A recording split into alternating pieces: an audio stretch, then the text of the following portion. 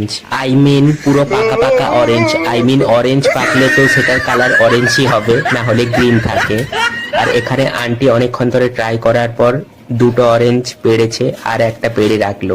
এগুলো দেখতে অনেকটা বড় আর এর গাটা অমসৃণ, কিন্তু এর খোলাগুলো দারুণ খেতে।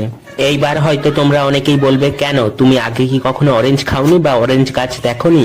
হ্যাঁ, অরেঞ্জ তো প্রচুর খেয়েছি, কিন্তু ওয়েস্ট বেঙ্গলে থাকতে কমলা লেবুর গাছ একেবারেই না, কখনোই দেখিনি। কমলা লেবুগুলো পেরে রুমের দিকে এগোতে থাকলাম। বাট এই অরেঞ্জটা বাজার থেকে আমরা যেই রকম অরেঞ্জ কিনে খাই তার থেকে অনেকটাই ডিফারেন্ট। তো ব্যাপারটা হলো, এই অরেঞ্জের একটা ছবি আমি ইন্টারনেটে সার্চ করে যেটা বুঝলাম, এটা একটা টাইপের অরেঞ্জ যেটাকে সুমো সাইট্রাস, ইংলিশে নামটা এইরকমই দেখাচ্ছিল, আর বাংলায় দেখাচ্ছে কর্ণখাট্টা এইরকম কোনো নামে। তো এই অরেঞ্জের ভ্যারাইটিটা অনেকটা বড় হয়, অনেকে এটাকে ঢেউতলা কমলাও বলে।